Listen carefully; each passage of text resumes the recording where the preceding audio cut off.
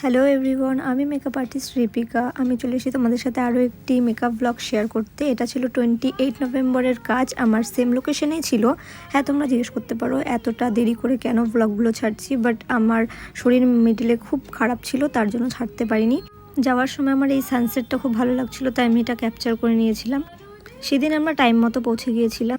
তারপর আমরা পৌঁছে গেলাম ক্লায়েন্টের বাড়ির কাছাকাছি এবং আমরা ভেবেছিলাম যে প্যান্ডেল থাকবে, তাই আমরা দূরে রেখেছিলাম গাড়ি। তারপর আমরা হেঁটে হেঁটে যাই ক্লায়েন্টের বাড়ির কাছে এবং গিয়ে আমাদের কাজ কমপ্লিট করি।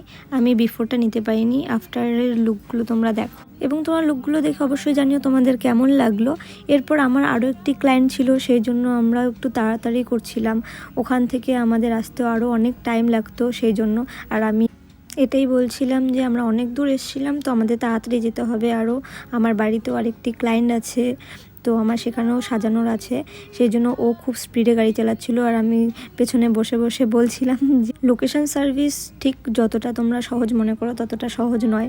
কতটা ট্রাভেল করতে হয়, কতটা দূরে গিয়ে কাজ করতে হয়, তারপরে গিয়ে আবার রিটার্ন আসা, এবং তারপরেও যদি আরও অনেক ক্লায়েন্ট থাকে তাকে টাইম দেওয়া, তো এগুলোর ম্যাচ আপ করে নিয়ে আমি ওটাই দেখাতে চাচ্ছিলাম এইখানে যে আমরা প্রায় 45-50 স্পিডে চালাচ্ছি, ফুল ফাঁকা রাস্তা। দেন আমরা ফুলবাড়ির কাছাকাছি পৌঁছে যাই। আমাদের ক্লায়েন্টের সেদিন বুক ছিল জটিয়াখালির সাইডে, জটিয়াখালি থেকেও ভেতর দিকে ছিল সেটা।